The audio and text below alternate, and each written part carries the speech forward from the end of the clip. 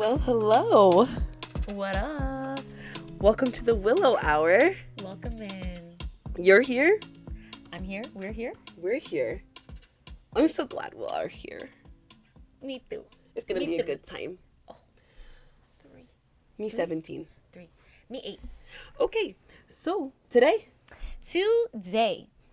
we have been digging. Absolutely. We have been digging into our stories, and today we are going to be covering a very big moment in our lives. Brace yourself. A big transition. Pivotal moments. Yeah. The altar moment. The altar moment. And things that came after. Specifically, the years of our Lord. 2015. And 2016. Indeed. These are very big years, and I feel like as I'm even approaching hitting this content, I'm like, how am I going to do it justice? Because it's just meaty and juicy and full and pivotal. Yep.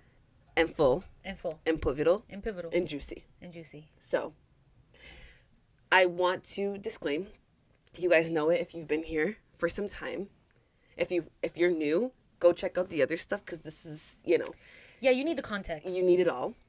But this is not about any person, any group, any church, any denomination, anything like that. This is just our stories, our journeys that we want to share with you guys. And we are doing our best to share them with you.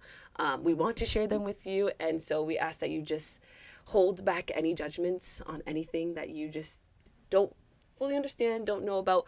Obviously, if there's something that you want to know more about, ask us. Yeah. But we just want to make sure that everybody knows, and it's just clear from the very beginning that this isn't against anyone or any group of people. Yeah, absolutely. If you have any questions, don't just assume you know. Ask us. Yes. Send a message. Leave a comment. Yes, because obviously we are here to talk to you. That's what we're here for. The conversation is now. It's happening. Exactly. It's between us. It's not just us talking at you. So talk to us and tell us what you think and what questions you have, what you want to know. So, are you ready? I'm ready to drink. Okay. It's about that time. It is. I'm going to try not to give the mouth sounds. I know. It's always the whole thing. I'm trying this flavor for the first time today. Well, today's the first time I've had this raspberry lime. It smells very tasty.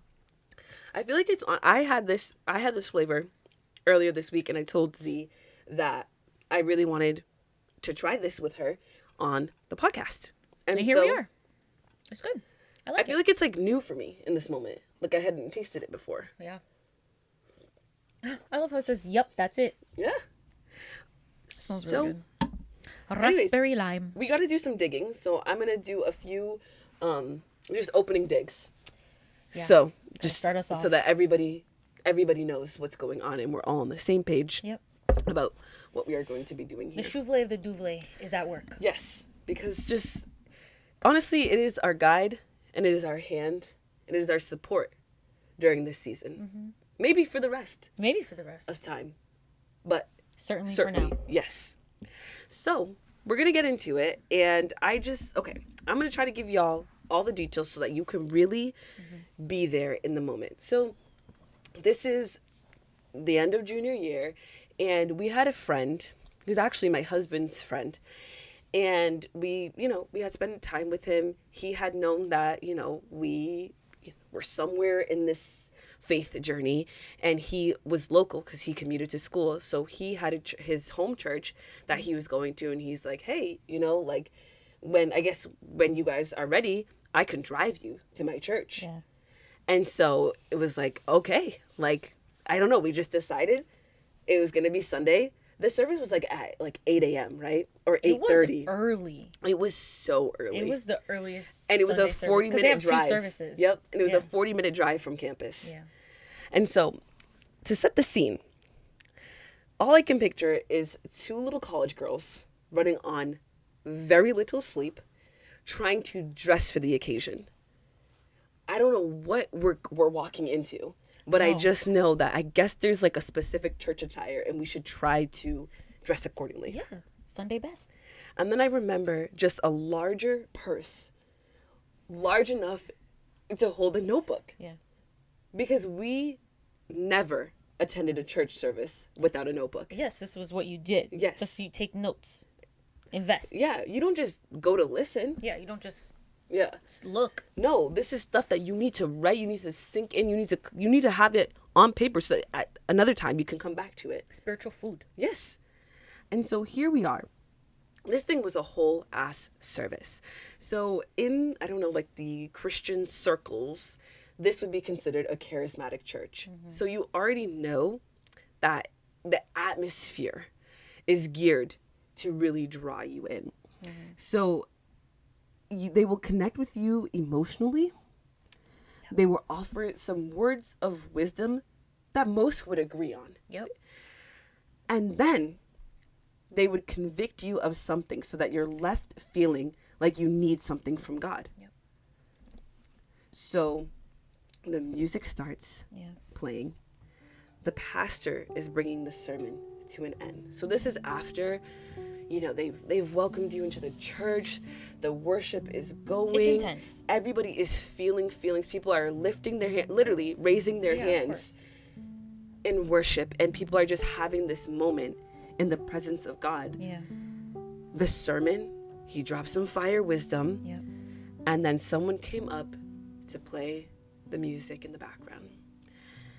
Emotions are flying high. The music is drawing you in. And then he gets ready to ask the question that you've been waiting for. This is the moment. It's like, obviously we didn't fully know what we were signing up for when we decided to go to church, but there's no way that we also didn't know that this was probably going to be a moment. Yeah, a momentous Because when thing. In the last 3 years had we left our campus to go to church, we haven't. So this was going to be a moment. This is when this end of service moment is like, what is going on is like tangible. You can feel it. And you can hear the pastor getting ready to ask you the question. Yeah. It's The amping question. up. The energy is just building. And your heart is thumping out of your chest. I'm telling you, like panic attack status. It's just very intense. It is. It's very emotionally high moment. It is. And you feel like, my entire life, I believed that thumping feeling in my chest was the equivalent to God confirming something for me. So if I felt that my heart was thumping in that moment, that he was asking this question, that meant it was God telling me. Oh, yep. The answer was so clear. Yeah, if your heart is thumping, and God is. And if I miss this moment, I'll know, and God will know, that he prompted me and I didn't go. Yeah. So the pastor asked the question. Eyes closed, everyone in the room. Are you ready to recommit your life to the Lord? Anybody in here?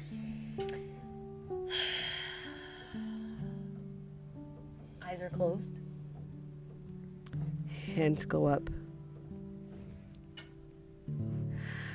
I don't think in the history of my time at church that I have ever actually truly kept my eyes closed for the entirety of that section of the message. I have to see. I had to know what's going on. And especially that day, yes, I needed to know if your hand was also up. Oh, I was like, I feel called, but I am not going up alone. No. That's for sure. So I'm just gonna.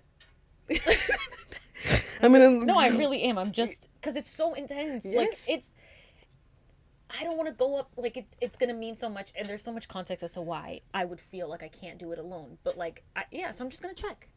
Am I the only one feeling this? Are we? Is anyone else feeling this thing that I'm feeling right now? Yes. That God is calling me up to recommit my life. And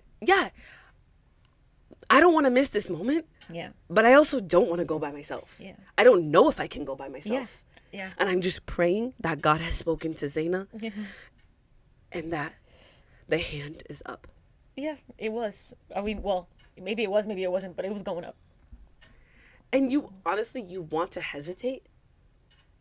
But then as he asks you to come forward, you're like, this is the moment I have to walk. Yeah. I have gone so far to raise my hand. There's no way I'm going to stay. He's asked us to come up. So we just like, I just feel like we're just like sheepishly. What, I don't even know what. Sheepishly. Yeah. Walked up. Yeah. It was so scary. It was. I was so scared. Because it's almost like a spotlight is on you. Everybody in the church is watching. Like, voices are being raised. People are seeing you. They're getting excited. People are praying. They're so happy for you. Yes. All eyes are on you. Oh my God. It was a big moment for us. I didn't remember it as like intensely as you just shared it. I think you gave it so much. It was so good. I think we got brought to the back. They gave us some booklets. They talked to us about like studying the Bible and stuff like that. And it was just like, we kind of went home. I mean, I don't even remember what it was like after that, going back to campus, but I just remember being like, I felt like the moment where I was like backstage after we had went up to the pastor and looked the pastor in the eye, and he was talking to us and saying like, are you going to do this? Are you ready for this? And I was like, I think yes. But when we were back there, I was just like, this is so surreal. Like, someone is like, I've just done this. Yes. But unfortunately, it didn't really last. No. Because there were no structures in place. There was nothing really there. And obviously the moment was very serious, but it just also was like, that's just a big leap. Yeah, from where we were to fully committing to this new lifestyle. Although we took the moment very seriously. Yeah. And we did move different. And things changed. We didn't go 180, but there were steps being taken. You know, having the app, the Bible on our phones, doing studies. I was doing Bible studies. We started going to church consistently to some degree. Yeah, you know, we were like, let's give it something, pray, read my Bible, stuff like that, love others. But there's just one thing that I actually can't forget. Yeah. I had just begun seeing this person in 2015, and I was still in this pattern of dating people who weren't Christian, even though I knew it wasn't right, and then quickly ending things because it just wasn't gonna work. So, you know, I was living my life, basically following my feelings wherever they went, and just not really being healthy in my like romantic attachments. I started talking to someone, and you know, we were hanging out, and at some point we got to the conversation about moving things beyond the physical state that we were at. And I was expressing my beliefs and my boundaries, and I just remember him saying like, it sounds like you're just splitting hairs.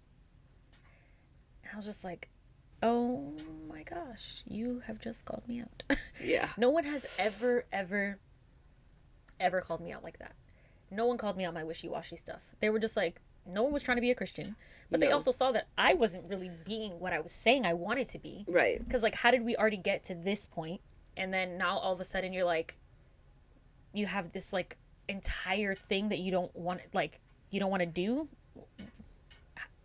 Where is this coming from? You're just saying like all of this stuff is okay, even though it sounds like you're saying that it's not, but you're going to do it anyways. Right. But then right here, you're going to draw this line. You're going to draw the line. So yeah. Anyway, I was called out. I was caught red-handed. I was on both sides of the threshold. It was definitely very goofy for me to try to continue like I was doing, but it was the truth. So our relationship ended in that conversation because basically I was just like, I guess you're right. Like, but I'm also not gonna stop. I'm not gonna go over to your side and say, okay, I guess you're right. I just won't split hairs. I'll go all the way. Right. I wasn't gonna do that. And obviously you don't want to be with me splitting hairs. So, yeah, it was over. But I kind of kept up to just trying to keep up some kind of relationships. I got less and less. I was like, all right, I like you. You like me. Okay, wait. It kind of had to stop. It had to get to a point where I wouldn't even start talking to someone. It kept just getting less and less. Like we would go out on a date and then it'd be like, no. And then it'd be like, oh, I like you. No. And so I had to just kind of like work my way down to being able to just do the Christian thing and start a Christian relationship. I know. Yeah, I had to work my way down and wait. Honestly, that just brings me to that point of when I told you that story about the woman who had waited like 7 years for her husband. Yep. And like that is like, I feel like that's like the posture. Yep. The heart posture. That was my worst nightmare. that you're supposed to have, though, is that, like, God, I will wait. If it's 3 years, if it's 7 years, if it's 15 years, I will wait. And I won't try to make relationships happen in the waiting period. I felt like God was going to force me into that, though. I was like, this is my biggest fear, so I know that because it's my biggest fear, God's going to make me do that. Yeah, because that's how God works. Yeah, and that, exactly. That's how it feels like it's going to happen. That's how God is. Like, if you're afraid of something, that's how he's going to challenge you with it. So Yes. I was just trying to make things happen. And obviously, I was just feeling a lot of things, and I didn't really have a healthy situation with how I was going to approach relationships. So, yeah, our life was, we were trying to commit, trying to stop splitting hairs. I was like, I did cut ties with a final person, a big person in my life. Instead of on my 21st birthday, instead of going out to party, I was like, let's just go to a restaurant with all my closest friends. So we had a very, pure event. It was very, I really enjoyed it. I'm not going to say I didn't enjoy it. I really did. But I really, it was a conscious decision. It was a conscious decision to not do the party thing. And I didn't do that the year before. It was good for me because I needed to regulate my life and cope without substances in high risk situations. And I feel like that's where it felt like God was healing me. But, looking back, I would definitely just feel like those things can happen without Christianity. But I would have and did for a long time equate those decisions with God healing me, transforming me. Right. Versus me choosing healthy decisions and not using substances to cope. Right. And not using relationships to cope. Yeah, because that's honestly... and that's a topic for another day, but I feel like that's just how things appear. Like, it feels like things are getting better. It feels like you're getting more whole, healthier. And you're like, well, God must be doing something. Yeah. And it doesn't end up really being that. Mm-hmm. But that is like this path that you take. Yeah. So here we are entering the next year. Yeah. And I would say this is when things started to get more serious, where we started to be like, okay, we really just we just have to choose and we have to move in this direction. And so this is when we were really attending church regularly, like literally waking up every Sunday morning early, and our friend was driving us. And then his mom would take us out to Panera after church, and it was a whole thing. Like, our whole, like, that changed so much of our experience in college. Like, when were we ever doing that? When had we ever had any type of Sunday routine? No. And now we are here waking up so early and driving. Or had any life other than, like, campus life. No, we didn't. But now we have welcomed this other part. And I feel like that's also when we started to hang out with just different people altogether. Yep. We started inviting people a lot over to our apartment in just hopes to have different, like, social interactions with people of a different nature, of a sober nature. Yep. I was definitely going to say that, because I was like, our social landscape completely changed. We also were distancing from the sorority. If you watched our last episode, you'll know kind of there were some issues that went on and really affected me.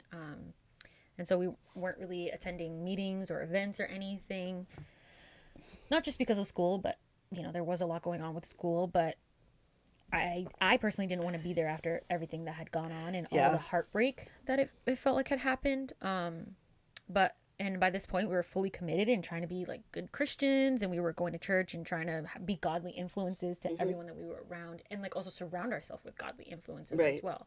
So we were very much trying to live a different life, invite people to our place, talk to them, just be a different type of friend. Yes. Be a different type of social, like, magnet. Yes, if that makes sense. Exactly.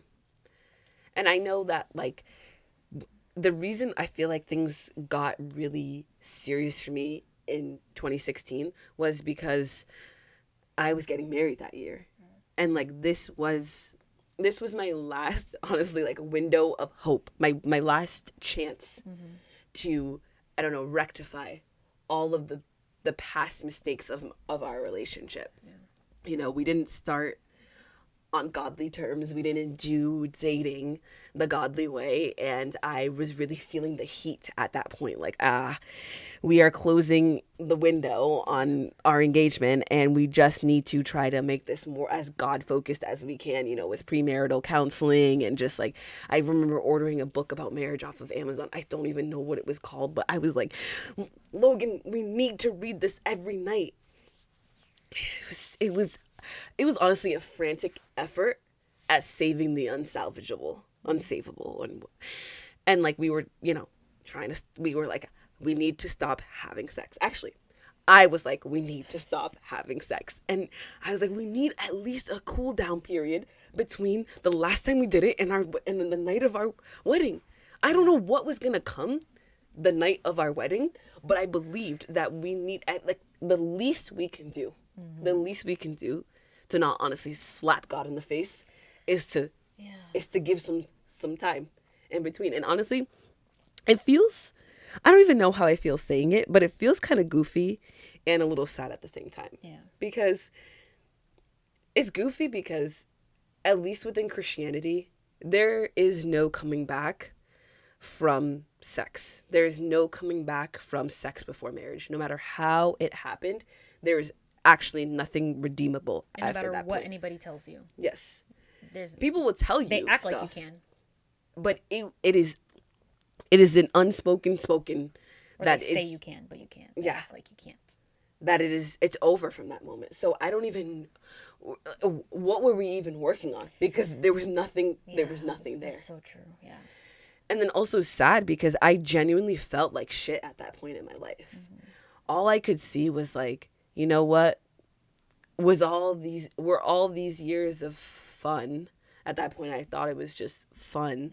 Was it all worth it to end up here right before my wedding and just look back at my relationship and see how I was just so impure and sinful? And at this point, maybe we shouldn't even get married so that both of us can start fresh and do it the right way. Like, I don't know. I mean, it's quite ridiculous, and it's really sad how low you view yourself off of just ridiculous beliefs that at the time you don't realize are ridiculous. Yeah. And you're trying to literally mold your life around this standard that is unattainable. Absolutely. But yeah, so I was really just like, I don't know. I was just trying to put God is number one. That's what they say, you know. We tied a little braid during our wedding ceremony. Yeah. So that it was me, my husband, and God. So we braided it together so that it could not be broken. Yeah. You know, despite all of the, I don't even know what to call that. I was going to say turmoil. But just like all the pressure. Yeah. All the pressure. That's pressure. Pressure. Despite all the pressure, not despite. Weddings are a lot no matter what. And with all of this, it definitely adds another layer of just stress. But I had it was a really sweet time for us. I really, really enjoyed being there for every step of the wedding planning process. And, obviously the wedding day too. But seeing the venue, recording it, and seeing the water coming down that side place, and we're gonna do it outside, inside, which part, making the centerpieces, you were literally there for every moment. Trying to dress. Yes. We tried to ring the bell. Yes, everything. You were there for literally from the first dress I tried on to saying yes and awesome. Everything. It was so fun. I remember 48 hours. I was taking pictures and trying to document you're gonna become a wife. I know. Yeah. It was so fun. Yeah. We did I think I mentioned this maybe in our first episode, but we did all of my wedding prep in our apartment. There was literally this much space. I don't know if that's gonna mean anything to you. Whatever you could probably see in the frame. That's how much space we had between our TV and our couch. Mm-hmm. And we just sat on the floor, and it was such a good time. Yeah. Despite all the pressure that was associated with it, I obviously made that decision out of happiness. I wanted to get married. Yeah. And so there were definitely a lot of don't know, highlights and positives. Yeah, the wedding was beautiful. I loved it. We danced, we played music. You guys were so cute. Remember when you walked on the oil, and I wrote and read a poem at the wedding. Like, it was just awesome. The dresses were beautiful. Everybody was beautiful. It was so beautiful. Yeah, so it's always a very special time for me when I look back. And you were gone from the room. I know. And then the semester ended. I never planned. And that was our last, we didn't live together anymore. I know. I never planned to not come back to the room. And I didn't think about it. I didn't even think. But then I got married and I was like, I don't think I can return. I was like, well, I guess I'm living alone for a couple weeks. It was a time. But anyway, yeah, so, you know, the semester ended. You got married. The semester ended. The summer came. As I said in the last episode, I basically went to school from the entirety of 2016. From January, I did winter classes. I did my spring semester. I did 5 classes over the summer, and then I did the fall, and I finally finished. But before we get into that, summer, I took 5 classes. I took 2 Maymester courses. Go me. I took 5 classes, got straight A's. You really did. A's, baby. But anyways, when I went home, I started going to the church that my parents were going to. My dad and my stepmom, and it became really quickly clear to me that there was a disconnect in the theology and the praxis, and basically, like, I just didn't feel like it was the place for me, and so I didn't stay involved. I didn't keep going. It happened pretty quickly. I had a lot of memories there, a lot of people that I knew, a lot of, like, fond things, but at the same time, I was like, this is just not in alignment with me, and yeah, I just don't think it's the right place. So I didn't stay, and it caused a little bit of tension. Not a little bit. It caused quite a bit of tension, which increased, and we'll get into that. But yeah, that was the summer. Mm-hmm. A time, honestly, because I was just thinking, like, what was even that summer? But I was living with my in-laws, and so I feel like that's a whole different thing. But a transition point nonetheless of between, I don't know, living on campus to this going home, this, you know, super senior semester that we were both going to be commuting for the first time. But one thing we had to do at the very, very, very, very, very, very earliest that we could have done it was leave our sorority. A lot went into that decision. There were a lot of other things just like that were just not right, that were going on and not good for anybody's mental health. But also it was like, you know what? As I'm taking my walk with God more seriously, I really need to stand up and give some words about how this sorority is making a mockery of Christianity. I feel like I want us to read our letters at some point. Let us know if you want to. Like, you have to, in order to remove yourself, you have to write some formal letter. Mm-hmm. And so we wrote them and we read them out loud. To the entire sorority. Yep. And mind you, what we did was rare. Unheard of. People don't do that. This sorority had been on campus for like 15 years at this point, and only 2 to 3 people had formally, completely, officially cut ties, disaffiliated from the sorority before we did it. So it was a moment. And like, we knew it was a moment. Yeah, people fade out, but we were doing the formal thing. We were like, it's like we were never here. It's basically what you do. Yes, you remove yourself entirely. Remove yourself, and so that was a huge deal. Like, you know, all those people who had done it, well, all of them, all 2 of them who had done it. Mm-hmm. You knew their stories. If you never met them, you knew them, because it was just like, it was part of the history. So you would find out about these few people, whoever, and we became those people. So yeah, we wrote our letters. We were very, like, diligent in writing them. We didn't want to be also influenced too much by each other, so we were like trying to, like, consult each other but not, like, give everything that we were saying, because we're very, like, spoiler averse, and we also just didn't want to, like, we were coming from our own personal places. Even though we were in sort of the same place, we were coming from our own personal feelings of why we wanted to leave. So we wanted to write our own letters, not feeling like we were saying too much of what each other was saying. And we wanted it to be, I feel like, an accurate portrayal of like why each of us had individually chosen this option. It was individual choice that sensibly we were making at the same time because we were in the same place. But and the funny part was, besides all of the struggles that we had gone through in the previous year, a large part of our intention was, to expose the fact that the sorority was founded by Christian women. It had prominent Christian elements, but we were not being godly. And I really focused on the relational issues that were just like not kind, not forgiving, not loving, like not based in scripture.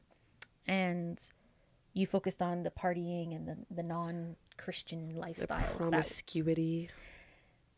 Promiscuity. Oh my gosh, what a word. Yeah. That word is, oof.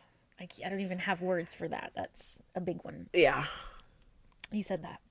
I do want to say, I don't know if you have more to say, but Yes, before you finish, I do want to say that if you are watching and you were a part of the sorority with us, I just want, like, I don't feel like we ever had a chance, not that anyone didn't give us the chance, but, you know, we would have done things differently had we known everything that we know now. Yeah. But even in that decision that I stand by, it was the best decision for us at the time.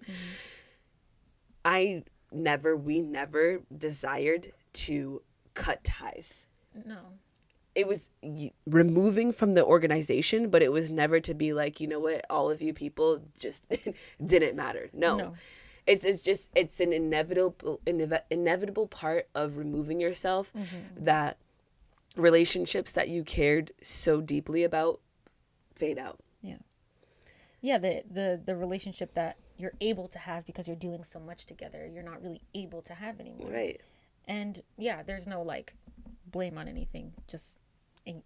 There's no blame on that. Yeah. I was going to talk a little bit about that, but I'm glad you said that. I was going to say, like, I cringe when I think about the things that I said and the reasons that really burned in my heart to leave for.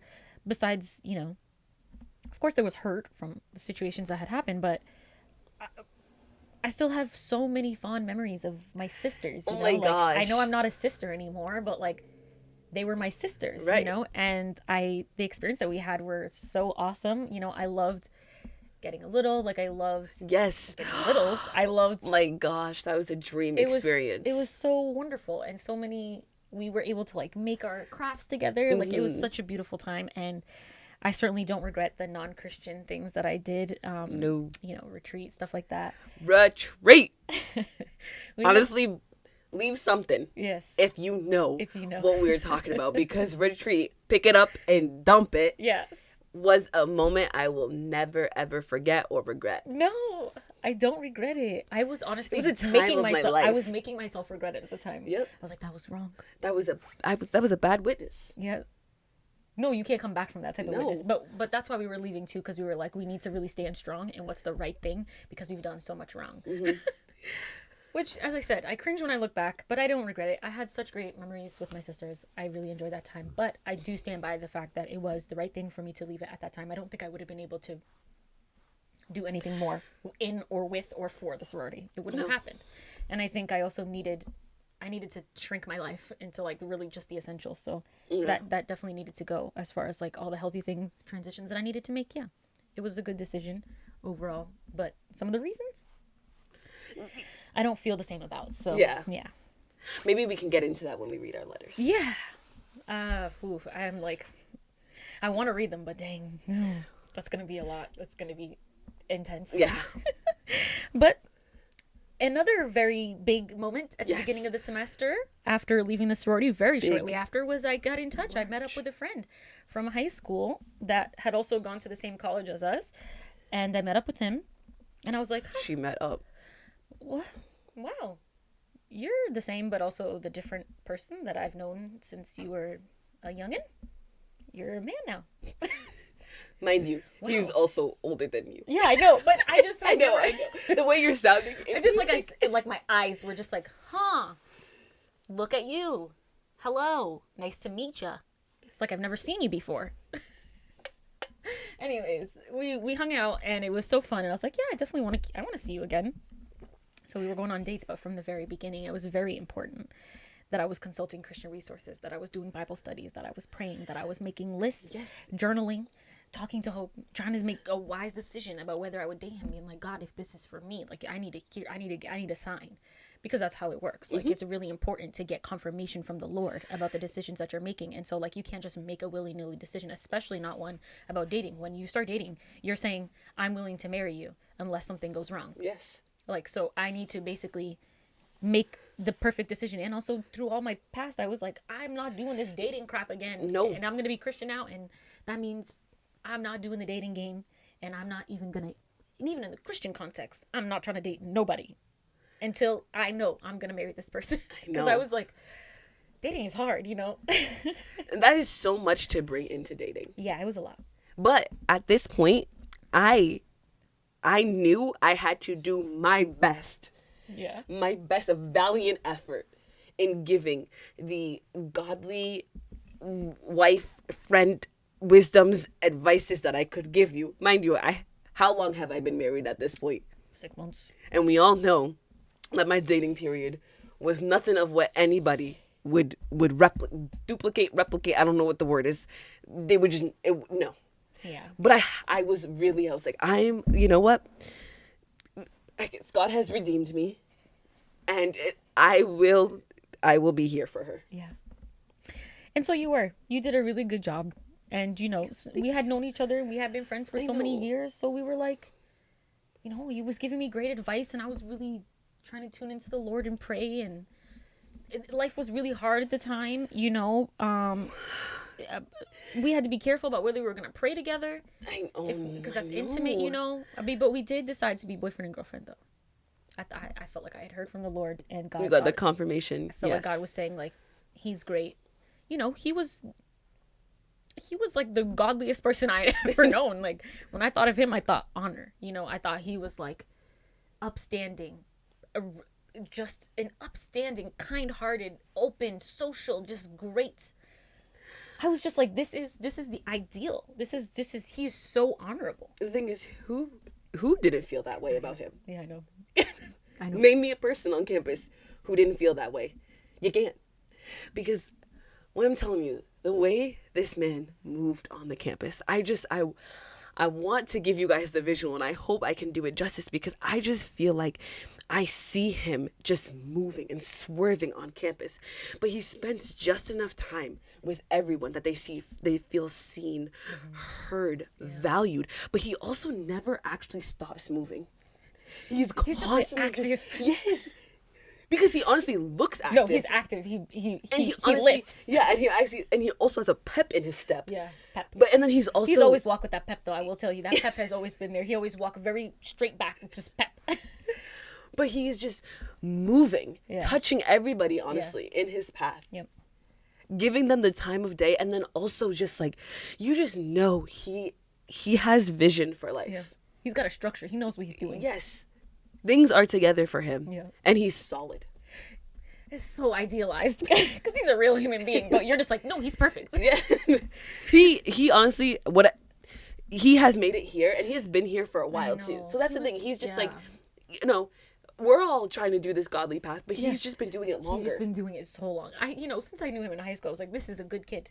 This is a kid who gets good grades. This is a kid who he got his books. He's a kind kid. Like, this is a picture star kid. Yep. And he was always that. So, you know, we started dating because I was like, he's a good Christian boy. He's a good man. I'm going to date him. God has told me it makes sense. My lists have confirmed also. My Bible studies have confirmed. Like, nothing is telling me that, why would I not date this person? Yeah. No, I mean, tell me a sign that said no. We're having a great time. We're connecting. It's making sense. Yeah. So we did. We started dating. We was boyfriend and girlfriend, and we tried to be pure, and it was a really cute time. We read the Bible, and we would go to Panera, and we was trying to be chaste, and it was all good. And I remember on the third time we hung out, we went on a date to a restaurant, and he said something about like how he wanted to do them pictures where like you hold, you know how like the yes. you take the picture and it's like, oh, she's like not dragging you, like taking you to the adventure. And I was like, he really just said this to me the third time we've hung out. Like, are you trying to marry me? like, but you know, spoiler. But yeah, it was great. It was a cute time. I wouldn't do things the same way, you know, the strict Christianity, and the strict lack of sexuality as a whole, because that's not necessarily healthy either. But I look back with fondness about how cute we were, and how hard we tried to do the right thing and do right by each other. Together you were in it. Yeah. You guys walked each step with each other. Yeah. To round off that year, because I just feel like it was eventful. Mm-hmm. We also got baptized. Yep. And this was a moment because, no matter where you stand, I guess, or where, what you grew up with as far as Christianity, baptism is big. Yep. And it's a moment. And for me, I feel like I will always look back at that time and feel, I don't know, just warm feelings about it, because when you're married, they allow you to get baptized with your spouse. And so the water was warm. We stepped in. They dunked us at the same time. And I feel like it was just this sealing of our marriage. And it was just I don't know. I look back at it always as a symbol of unity. And I can kind of, throw away the other things and feel oh, no, we were dunked under the water together. I don't know, the water's just water, but it was warm. It was warm. The warmness. It was surprisingly warm. It was comfy. Yeah. It wrapped you. Yeah. Because it was warm. It was really nice. So, yeah. Yeah, and I got baptized that day too. And yes. I don't have as fond memories of it. It was nice for me, but it was contentious at home, because baptism just means different things to different people in different Christian groups, and it just was not the type of baptism that was agreed upon. And so it was just really hard for me at home, and we had a lot of issues, and I'll leave it at that. But I felt like I needed to do it, and I wanted to do it, and so I'm glad I did it. Yeah. Because, I was doing what I thought was right and what I wanted to do and what made sense for my spirituality and for my faith. And so I feel good about that. But yeah, it was just, there were some tough moments surrounding it for me. It was also the week that I started dating. Nate. So it was a lot. Baptism is a lot,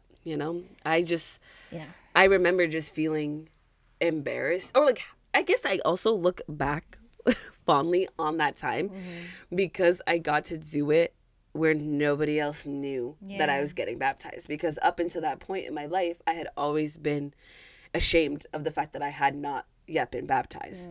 The church that I grew up in, people already hit their baptism by ages 7 to maybe 10. And it was just a thing that everybody did. You would go in front. It wasn't a separate ceremony. You would go in front on the Sunday service, and everybody would witness you. So I was like, there's absolutely no way that I am going to go up and show everybody my age. I'm late. Everybody else has already done this. And so I feel like I look back at that moment, because I was just it was I got to do it in private, and nobody, it got to be a special moment. And I didn't have anybody in the audience who was expecting me to have done it when I was younger. Yeah. To have been judging me that this is now the first time that I'm getting baptized. Yeah. Because I was for sure not going to get baptized in that church. You got baptized on your own. I did. At your time. On your time. But I can't imagine how big that is, especially if everybody was getting baptized at that age. That was not a thing when I grew up. You were not getting baptized until you was at least in middle school. At least. I'd never seen a child get baptized unless it was when I was in the Catholic church when I was a baby, when I got baptized. But yeah, that was just not a thing. So that's a lot. That's a lot of pressure to get baptized, especially if all the kids are getting baptized. But as you can see, the way that we were operating, the way we were living life was completely different than where we started this story. Yeah. And our commitment to God was there. It's really wild to think about how much we had changed, how much my thoughts about God had changed from coming into college to leaving, because this was getting baptized a month before I finished my bachelor's. I know. Yeah. Yeah, honestly, that point that you just made, because I was just just the beginning of that year to the end of the year, let alone let alone the whole 4 years to that moment. There's so much we could say to how your life changes when you choose to live this specific way. Oh, yeah, becomes your identity. And so, basically my next goal was going deeper and deeper into my faith and my new identity as a woman of God. Mm-hmm. And so, the way that you change is really huge and intense. And the ball had been rolling strong enough that we talked about not turning 180 before. We was 180 at this point. And so every part of your life was molded to Christianity. Yes. And so every part. Like literally part. not there's no free no thought. Stone left unturned. No. Everything had to come into submission to God. So under. Yeah. You bring your thoughts and everything starts with the thought. Yep. So actually if you get the thought level under submission, mm-hmm. then everything else will follow suit. Yep. Oops, the battery died. Yep.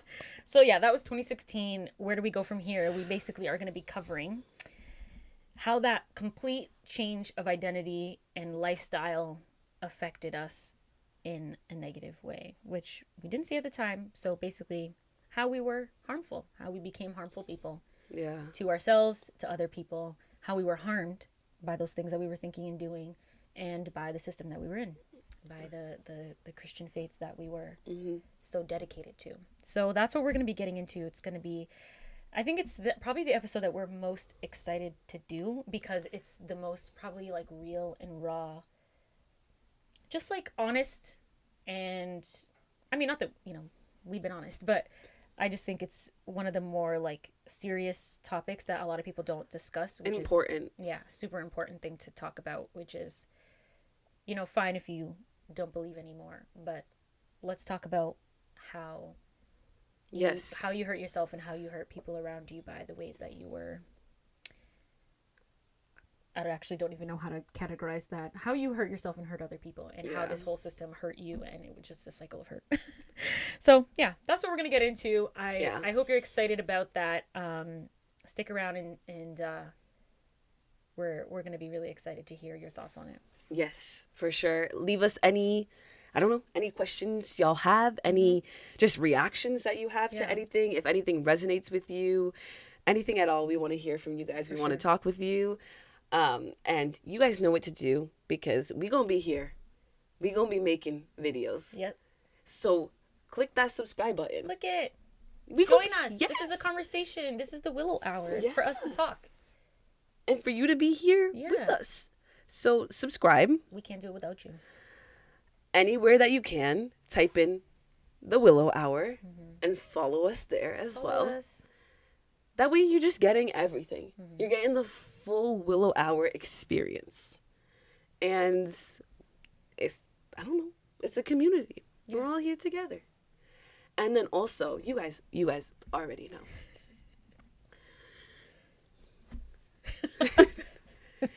Pay us.